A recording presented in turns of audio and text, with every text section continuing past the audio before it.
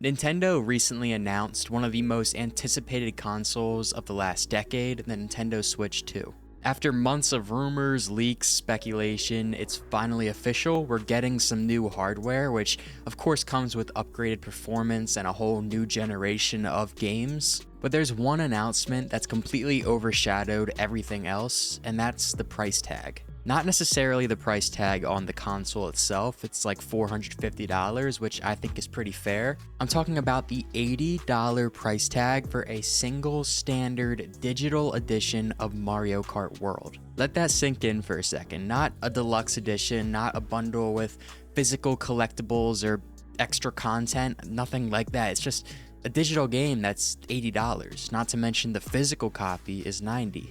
This isn't just a bad decision, this could be the moment that Nintendo changes gaming forever. Let's just start there with what everyone is talking about right now, $80 for a single game. Now this insane price tag has only been confirmed for Mario Kart World, so it's still unclear if this will be the exact standard moving forward for all games, but either way, the backlash was immediate because this isn't just inflation, this is exploitation. Nintendo is like testing how far they can push their loyal fan base, and more worryingly, the entire industry, all other companies are watching. We've seen prices move before. I mean, just in like my generation, I remember when games were $50 and then they moved to $60 and then up to $70 more recently, and now it seems like we might be moving up again to $80.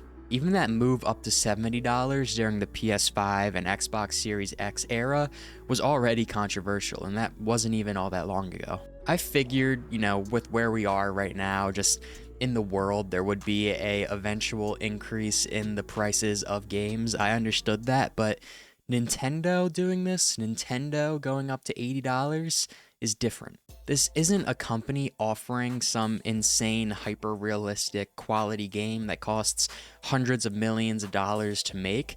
This is a company that still reuses engines and re-releases ports and rarely discounts its games. And I'm sorry if I'm about to offend any Nintendo fanboys out there, but we're talking about $80 for a Mario Kart game.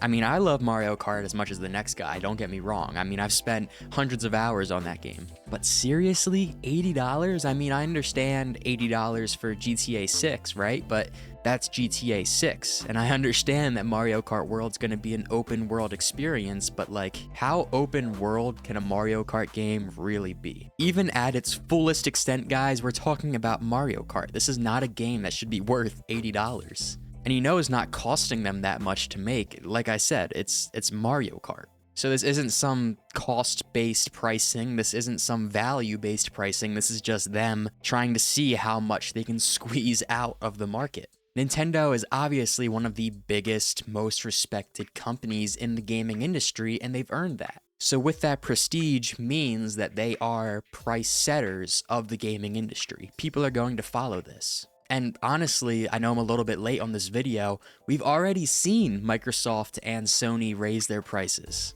So we could see this new overall benchmark for digital game pricing just become $80 moving forward. And if Nintendo does get away with this for Mario Kart World, which I'm positive that they will, every other company will most likely follow. And just like that, $80 becomes the new normal.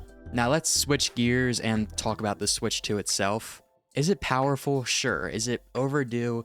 Yeah, probably, but despite the next-gen marketing, Nintendo is still playing it safe. The new console still relies solely on hybrid functionality as its entire value proposition. I mean, it still lacks a robust achievement system, it still doesn't address its outdated online infrastructure. I could probably keep going, but sure, it's more powerful. I mean, they wouldn't put out a second console if it wasn't more powerful, but it's simply evolution, not revolution. And I don't think that would be as much of a problem if the price tag on individual games weren't skyrocketing. You can't claim this premium value and put all your games on this pedestal when your platform's features are still catching up to what Microsoft and Sony were doing in 2013. I mean, that may be a little bit dramatic, but I think you guys get what I'm trying to say here. Basically, Nintendo is charging these insane next-gen prices without really offering a truly next-gen experience or ecosystem. Nintendo is basically saying, yeah, we're gonna price our games more because we say so. This is the same company that still sells Breath of the Wild at full price over 8 years later. The same company that ported Donkey Kong Tropical Freeze to Switch and added one new mode and charged $60. Now imagine all of this but amplified to the point where $80 becomes the new starting point. The value disconnect is insane to me. Nintendo is not offering insane, massive open world RPGs with photorealistic graphics and 200-hour stories. They're colorful platformers and charming adventures for the whole family. That's great, that's amazing, but they're priced above some of the most advanced games in the industry. That just doesn't really seem fair to me. People are starting to get outpriced of buying video games. You know, it's not the point that people, you know, if they can afford $70, they can afford $80. I get it, but can you really justify that? Especially justifying spending that much on a Mario game. And here's where it kind of becomes a threat. Nintendo can get away with this because they're Nintendo.